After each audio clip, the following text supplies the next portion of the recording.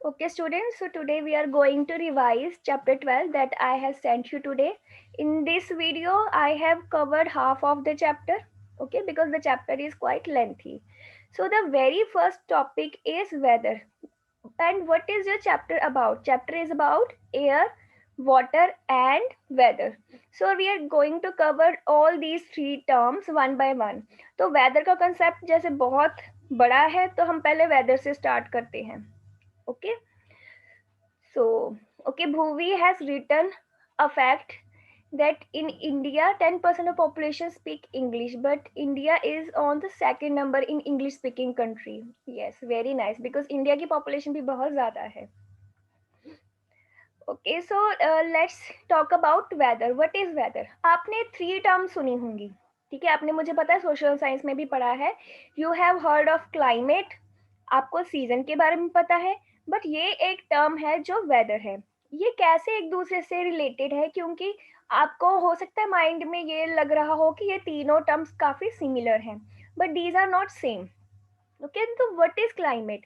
Climate हम कब कहते हैं? हमने बहुत ज्यादा साल तक, अराउंड 8 9 10 और 15 ईयर्स तक हमने एक पर्टिकुलर प्लेस का जो एटमॉस्फेरिक कंडीशन है कि वहाँ पे मोस्टली जो एटमॉस्फेयर है वो कैसा रहता है, वो साइंटिस्ट ऑब्जर्व कर रहे हैं. और इतनी लंबी ऑब्जर्वेशन के बाद उन्होंने कह दिया कि इस जगह का जो एटमॉस्फेरिक कंडीशंस हैं वो ज़्यादा हॉट रहती हैं. तो ऐसी कंडीशन जो लॉन्ग टर्म के लिए चलती हैं वो होती है क्लाइमेट. ठीक है, हम यहाँ पे साइंस में क्लाइमेट नहीं डिस्कस करेंगे, मैं बस आपको बता रही क्योंकि आई नो कि आपने ये सोशल साइंस में पढ़ा है. ठीक है, तो सीजन क्या है? सीजन क्लाइमेट से छोटा है. Season can last up two months. जैसे आपको पता है समर सीजन होता है, विंटर सीजन होता है. सीजन टर्म से आप बहुत फेमिलियर हो, right? So summer season, you know, it may last from April to September. April to सितंबर के मंथ में हमें गर्मी लगती है. ठीक है, एंड विंटर कब स्टार्ट हो जाता है? नवंबर दिसंबर अप टू मार्च. बीच में रेनी सीजन आता है. ऑफ कोर्स रेनी सीजन होता है ना, अगस्त सितंबर के टाइम जो होता है उसमें रेन होती है. ऑटम सीजन आता है, फिर स्प्रिंग सीजन आएगा विंटर के बाद.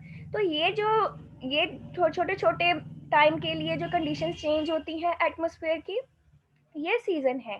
अब वेदर क्या है? वेदर सीजन से भी छोटा फिनोमिना है. वेदर 1 घंटे का भी कंडीशन हो सकता है, 2 घंटे का भी हो सकता है, 1 दिन का भी हो सकता है. ठीक है, आप में से बहुत बच्चे होंगे या फिर उनके पेरेंट्स होंगे जो सुबह उठ के वेदर फोरकास्ट चेक करते हैं. ठीक है, मैं आपको अपने फोन से भी दिखाऊंगी आज. तो ये वेदर फोरकास्ट जो है ये बहुत रीजन से देखी जाती है. क्यों देखते हैं लोग?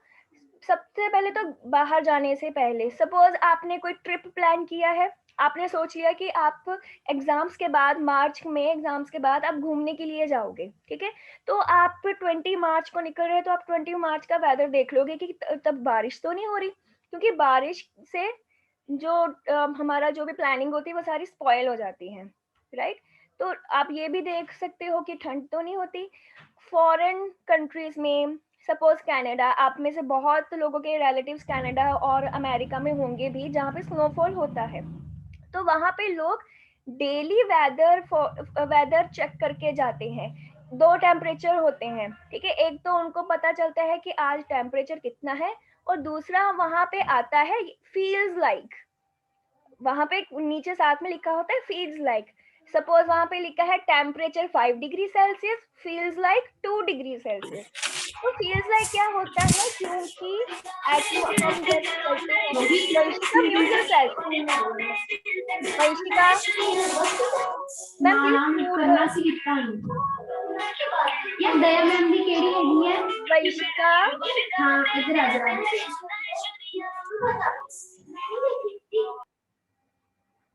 Yes. So I was talking about feels like. तो वो फील्स लाइक टेम्परेचर देख के उसके अकॉर्डिंग अपनी क्लोथिंग डिसाइड करते हैं. हमें यहाँ पे इतना नहीं होता है फील, क्योंकि यहाँ पे वेदर कंडीशन इतनी भी एक्सट्रीम नहीं हो जाती जितनी वहाँ पे होती है. ठीक है, तो ये जो आप पिक्चर्स देख रहे हो ना आपकी स्क्रीन पे, ये अलग अलग तरह के वेदर्स हैं. कैसे हैं? जो फर्स्ट है जहाँ पे सन क्लाउड के पीछे है वो थोड़ा थोड़ा सनी थोड़ा क्लाउडी है। सेकंड में क्या हो रही है, स्नोफॉल। थर्ड में हल्का सा सनी और स्नोफॉल। फोर्थ है प्रॉपर रेनी, ठीक है। और जो फिफ्थ है वो थोड़ा थोड़ा क्लाउडी है। उसके बाद थंडर स्टॉर्म है जब बिजली चमकती है, ठीक है। तो ये सारे तरह के वेदर्स हमारे यहाँ पे ऑब्जर्व किए जाते हैं। तो वेदर को आप डिफाइन कैसे करते हो? It is a short term changes in atmosphere of a place at a particular time is called weather, ठीक है। ये एक जगह की एक पर्टिकुलर टाइम की एटमॉस्फेयर की कंडीशन है, ठीक है। ये मिनट्स में भी चेंज हो सकती है। अगर आप कल सुबह की बात करो, कल सुबह फॉग थी, ठीक है, और जैसे जैसे दिन आगे चलता गया चढ़ता गया सनी हो गया डे, तो वो वेदर था, ठीक है। पहले वो फॉगी था, बाद में वो सनी हो गया, तो ये वेदर चेंज हो गया। तो ये बहुत शॉर्ट टर्म फिनोमिना होता है। I hope this term is clear to all. Okay, next हम करेंगे जो फैक्टर्स मैंने आपको बताए हैं। देखो, sun is the key factor of any kind of change in atmosphere. बाकी जो मेन फैक्टर्स हैं उनको भी डायरेक्टली और इनडायरेक्टली आपका जो सन है वही अफेक्ट करता है। ओके, तो वो कैसे करता है वो हम देखेंगे। टेम्परेचर के बारे में हमने अभी बात की। टेम्परेचर क्या है कि आपको कितनी गर्मी लग रही है, कितनी सर्दी लग रही है, ये उसका एक मेजर करने का तरीका है, ठीक है। उसको हम टेम्परेचर कहते हैं। इसके बारे में हम नेक्स्ट आगे भी पढ़ेंगे, ठीक है। ये मैंने आपको ये बताया था कि जब सनी डे ज्यादा होता है, ठीक है, सन की रेस डायरेक्टली हम तक पहुंचती है, तब उस दिन हमें थोड़ी वार्मथ फील होती है, ठीक है। जैसे समर सीजन में सन की रेस डायरेक्टली हम तक आती हैं तो वो गर्मी होती है, और विंटर में हम तक डायरेक्टली नहीं आती है कुछ एरियाज में, क्योंकि अर्थ रोटेट करती रहती है, तो वो सर्दी के दिन होते हैं। ओके, तो नेक्स्ट जो वेदर चेंजेस हैं, एक हमने फैक्टर पढ़ा अभी टेम्परेचर, सेकंड जो है ह्यूमिडिटी। ह्यूमिडिटी की वजह से भी एटमॉस्फेयर चेंज होता रहता है। ह्यूमिडिटी आपने अभी पढ़ना है, आई थिंक आपने सोशल साइंस में पढ़ा हुआ है। Humidity is amount of water vapour in air. Air में जब भी बारिश होती है ना, तभी ये जो वाटर कंटेंट है एयर में वो काफी बढ़ जाता है, ठीक है। इस टाइम पे या फिर समर सीजन में ये कम होता है, बट होता जरूर है, क्योंकि वाटर जो है ना वो कॉन्टिन्यूसली इवेपोरेट होता रहता है। ओके, तो जो ह्यूमिडिटी है ये क्या क्या चीजें फॉर्म कर सकती है। एक तो ये मिस्ट कर सकती है, फॉग। मिस्ट और फॉग में ज्यादा डिफरेंस नहीं होता है, ये बहुत सिमिलर होती हैं। एक जो बहुत ही बेसिक डिफरेंस है कि जो फॉग होती है वो थोड़ी हमें दूर से दिखाई देती है, मिस्ट हमें बहुत पास पास दिखाई देती है। सपोज आप कभी बहुत सुबह जल्दी उठ गए हो ना, तब अगर आप बाहर जाओ बहुत फॉगी फॉगी है, अगर तो आपका फॉग बहुत पास पास दिख रही है अपने, तो वो मिस्ट है। अगर आप कुछ डिस्टेंस तक देख सकते हो, जैसे 5 6 7 8 मीटर तक देख सकते हो, उसके बाद आपको फॉग दिखाई दे रही है, तो वो फॉग है। Understand, this is the only difference between mist and fog, otherwise these are same. ये सेम फिनोमिना की वजह से बनते हैं, ठीक है। तो फिनोमिना क्या होता है, जो वाटर वेपर एयर में होते हैं वो ज्यादा ठंड की वजह से वो थोड़े कंडेंस हो जाते हैं, वो हमें दिखाई देने लगते हैं, ये वाटर वेपर ही होते हैं। Third is rain. Rain humidity बढ़ाती है। ओके, नेक्स्ट यही है। Okay, so next is movement of air, ठीक है। एयर मूव करती है तो वो विंड बनती है, ये मैंने वीडियो में भी डिस्कस किया है। जब फर्स्ट पिक्चर देख रहे हो, जब भी एयर मूव करेगी तब वो विंड बनेगी, ठीक है। अगर विंड नहीं चल रही है, क्लाउड्स एक जगह पे खड़े हैं, ठीक है, तो वो क्लाउडी स्काई बना सकते हैं। अगर एयर बहुत ही ज्यादा तेज चल रही है तो वो स्टॉर्म बन जाती है, ठीक है। समटाइम्स विंड चल रही है, थोड़े बिल्कुल ऊपर ऊपर चल रही है या फिर बहुत स्टेबल ही चल रही है, तो वो क्लाउड्स को अपने साथ ले जाती है, तब हमें क्लाउडलेस स्काई दिखता है, ठीक है। तो क्योंकि क्लाउड होना नहीं होना, विंड चलना नहीं चलना, ये ऑल्सो अफेक्ट करता है एटमोस्फेयर पे, क्योंकि इसी से सन हमें दिख भी सकता है, सन नहीं भी दिख सकता है, ठीक है। तो ये भी एटमॉस्फेयर को अफेक्ट करती हैं। तो हम अब एयर के बारे में बात करेंगे। अभी हमने वेदर पे डिस्कस किया, तो नेक्स्ट टॉपिक हम एयर के बारे में बात करेंगे। तो एयर क्या है? हमारा एयर को हम सिंपल लैंग्वेज में कहते हैं हवा। ठीक है, हवा चल रही है, एयर इज ब्लोइंग। ठीक है, विंड इज ब्लोइंग। एयर और विंड में बस एक ही डिफरेंस है, और यही डिफरेंस सबसे बड़ा है। ये आप डेफिनेशन में भी करोगे जब हवा खड़ी हुई है, क्योंकि हमारे चारों ओर गैसेस हैं। ठीक है, अगर हम बैठे ना, गैसेस हमें दिखती नहीं है, क्योंकि वो बहुत ही एटॉमिक लेवल पे होती है, हमें वो नहीं दिखती। ठीक है, बट जो साइंटिस्ट स्टडी करते हैं ना इन पे, वो उनके मॉलिक्यूलर स्टडी को स्टडी करते हैं, अगर आप हायर क्लासेस में जाके करोगे ये तो। ठीक है, तो जब वो एयर मूव कर रही है from one place to another, then it will be termed as wind. ठीक है, और अब अगर आप ये पिक्चर को देखो, अर्थ की पिक्चर को ध्यान से, उसके अराउंड एक ब्लू कलर का सर्कल बना हुआ है। ये हमने क्या शो किया है? ये हमने शो किया है एटमॉस्फेयर। क्योंकि जो एयर है ना, एयर में क्या है? एयर में बहुत सारी गैसेस हैं, एयर में डस्ट पार्टिकल्स हैं, एयर में जर्म्स और बैक्टीरियाज भी हैं, एयर में ये सारी चीजें मिलके एयर बनाती हैं। ठीक है, बट ये अर्थ के कुछ डिस्टेंस तक ही है ऊपर तक, उससे ऊपर कुछ नहीं है। ठीक है, इसलिए एस्ट्रोनॉट्स जब स्पेस में जाते हैं तब वो ऑक्सीजन सिलेंडर साथ में लेके जाते हैं, because there is no air in the space, so they can not breathe over there, right? Because atmosphere जो है वो अर्थ से कुछ ही ऊपर तक है, उसके ऊपर हम कहते हैं स्पेस है, राइट? तो ये जो ब्लैंकेट है, ये कवर जो है एयर का around earth, this is known as atmosphere. Okay, I hope this term is clear to you. Excuse me ma'am. Yes Dakshi. Ma'am मतलब कि एयर और एटमॉस्फेयर एक तरह की सेम ही है, एयर, बस हम ये बहुत सारी चीजें हैं, एयर मिलके एटमॉस्फेयर बनाती हैं, वो सारी चीजें मिलके एटमॉस्फेयर बनाती हैं। Okay ma'am. वो मैम कवर कर देते हैं कि यहाँ ही एयर है। Yes, okay, so next is wind. Wind हमने अभी डिस्कस किया, moving air is called wind. ठीक है, जब एयर मूव करती है तब विंड होती है। अब यहाँ पे आपको दो कंसेप्ट समझने हैं। एयर या तो गर्म हो सकती है या ठंडी हो सकती है। ठीक है, जब एयर गर्म होती है, गर्म एयर लाइट हो जाती है, वेट में हल्की हो जाती है, और हल्की चीजें कहाँ जाएंगी? ऊपर। ठीक है, हल्की चीज है ना, वो तो उड़ सकती है, वो ऊपर चली जाती है। And on the other hand, अगर एयर कूल है, ठंडी है, ठीक है, तो वो वेट में हैवी हो जाएगी। हैवी चीजें कहाँ आती हैं? नीचे।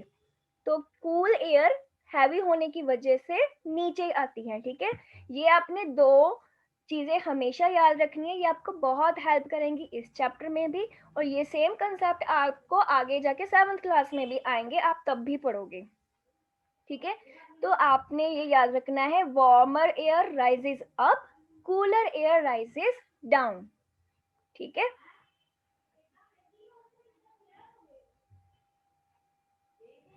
नेक्स्ट इज यहाँ पे एक पिक्चर में यही दिखाया हुआ है, जो रेड कलर है, जब कोई चीज गर्म होती है तो वो रेड रेड सी हो जाती है ना, तो वो रेड जो एरोज है वो गर्म हवा को शो कर रहे हैं।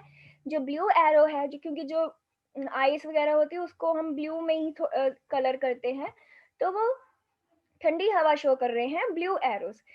सन की हीट से जब नीचे वाली हवा गर्म हो जाती है, वो हल्की हो जाती है और वो ऊपर की तरफ राइज करती है।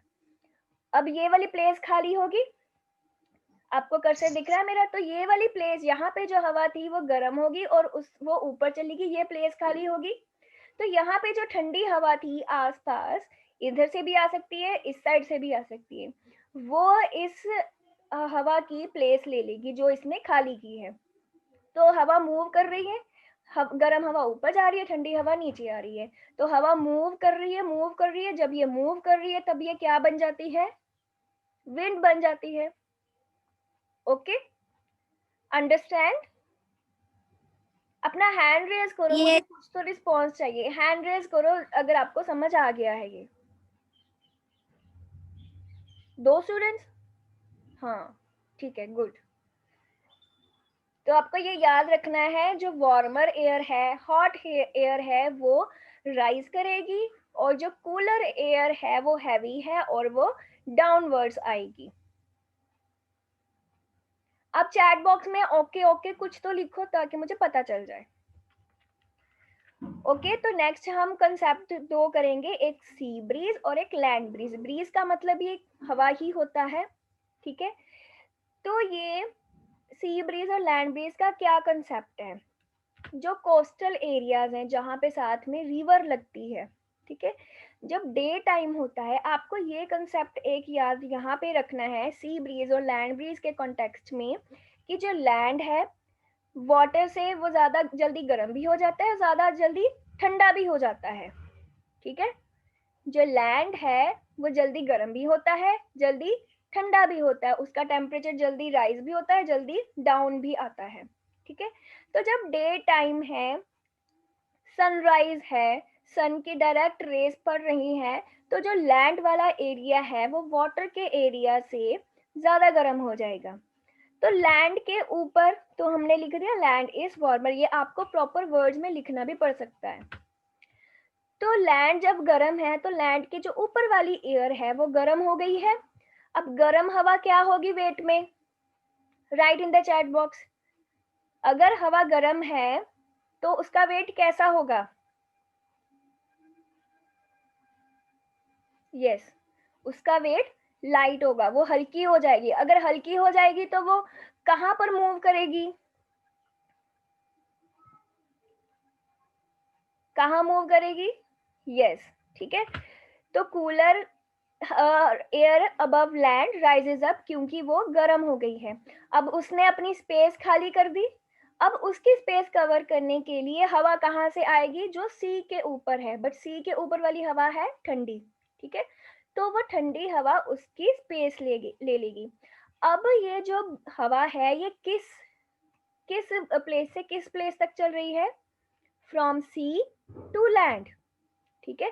लैंड के ऊपर वाली हवा ऊपर चली गई है, सी की तरफ से हवा आई है जिसने उसकी प्लेस ले ली है, तो ये सी टू लैंड चल रही है हवा, तो इसको हम बोलेंगे sea breeze. Clear? So during day land gets warmer than the water and air above land gets warmer and rises up.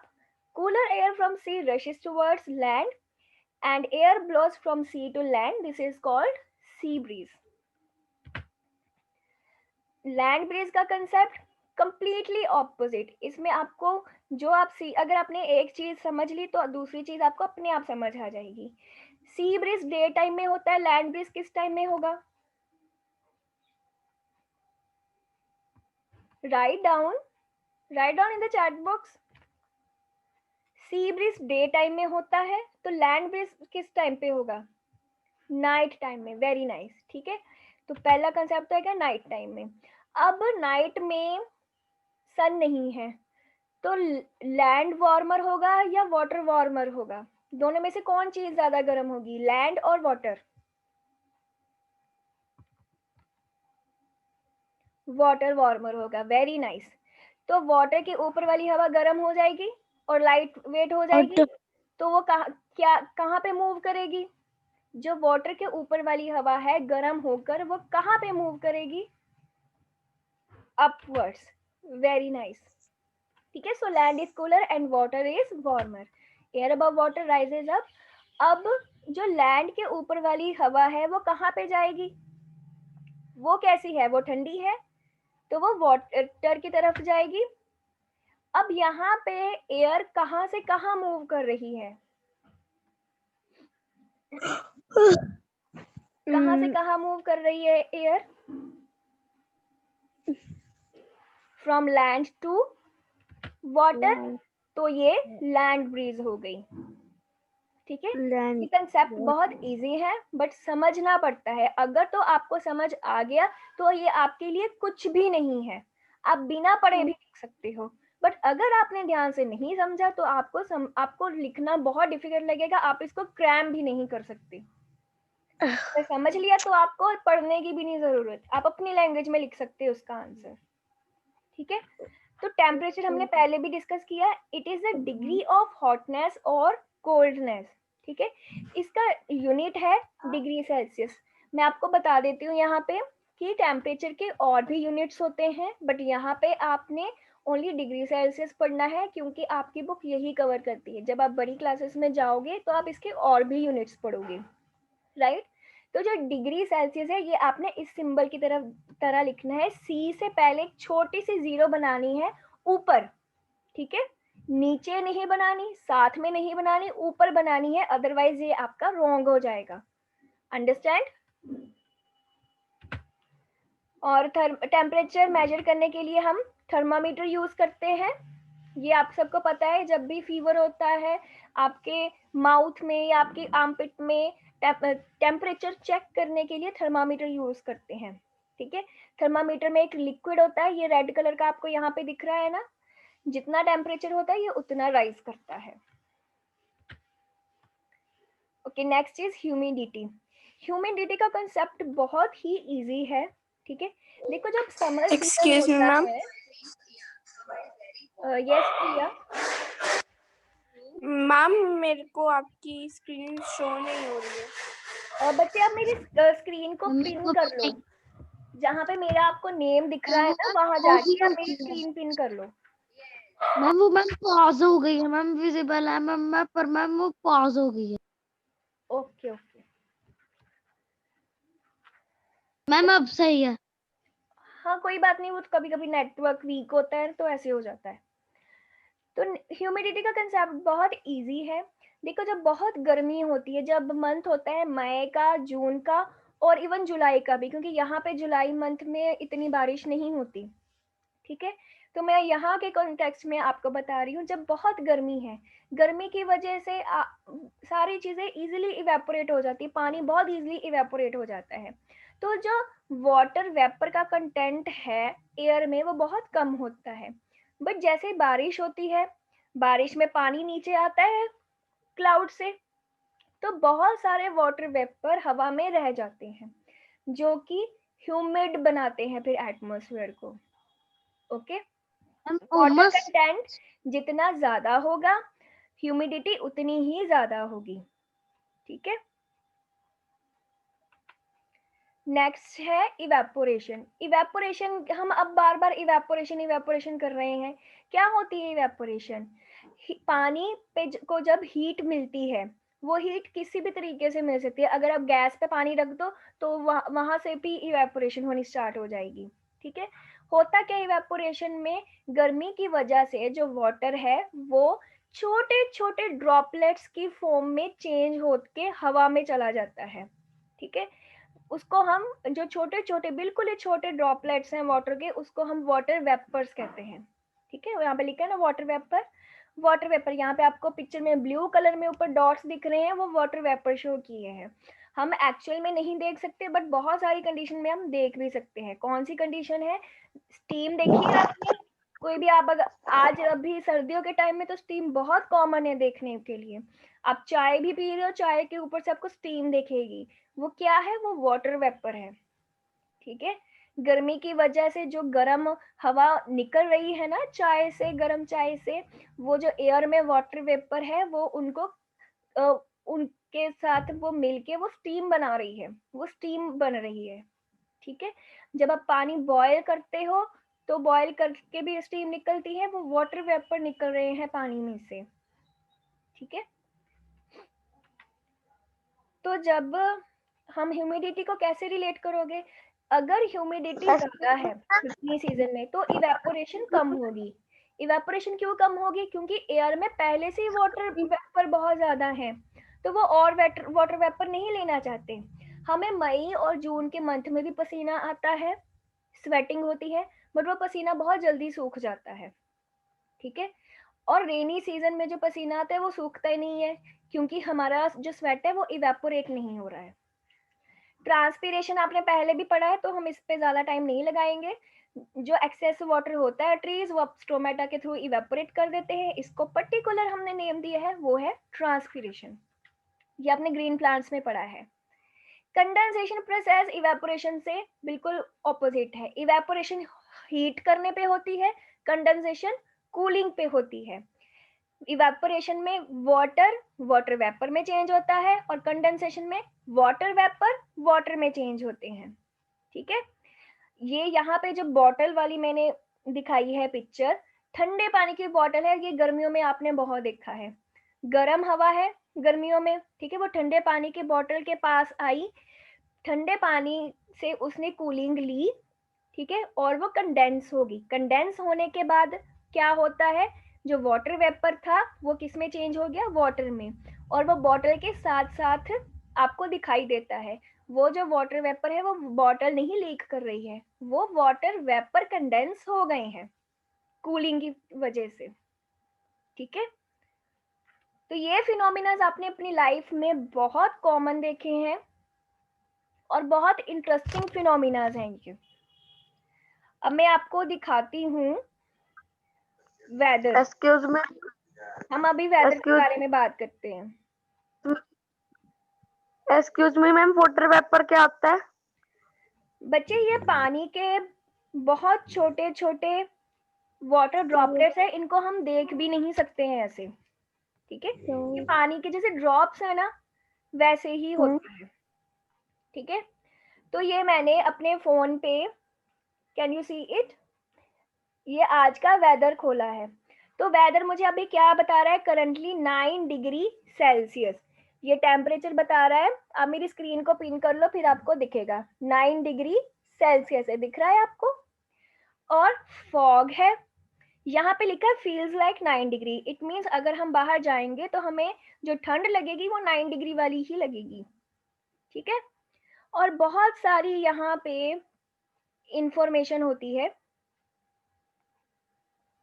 ये देखो, ये एक घंटे के इंटरवल पे भी यहाँ पे बताया है 12 बजे थोड़ा सा क्लाउड के पीछे से सन निकलेगा। तो ये एक घंटे के वेदर कंडीशन बताते हैं और टेम्परेचर भी बताते हैं। आज का जो मैक्सिमम टेम्परेचर है वो 17 डिग्री सेल्सियस जाएगा। ठीक है, यहाँ पे ये तो न्यूज़पेपर में भी लिखा होता है, यहाँ पे वहाँ पे वेदर लिखा जो दिया होता है डिस्क्रिप्शन, वहाँ पे मैक्सिमम और मिनिमम टेम्परेचर लिखा होता है साथ में। ठीक है, और यहाँ पे विंड स्पीड भी आती है, सनराइज और सनसेट की इंफॉर्मेशन भी होती है, प्रेसिपिटेशन की भी होती है, ह्यूमिडिटी की भी होती है, विंड स्पीड भी बताई जाती है कि विंड कितनी स्पीड से चल रही है। ठीक है, विंड ज्यादा चल रही होगी तो हमें ठंड ज्यादा लगेगी ना, तो फील्स लाइक जो है वो थोड़ा चेंज हो जाएगा। ठीक है, यहाँ पे मैक्सिमम टेम्परेचर लिखा है आज का 18 डिग्री और नाइट में जाएगा 12 डिग्री। आप नेक्स्ट 1 मंथ का भी देख सकते हो।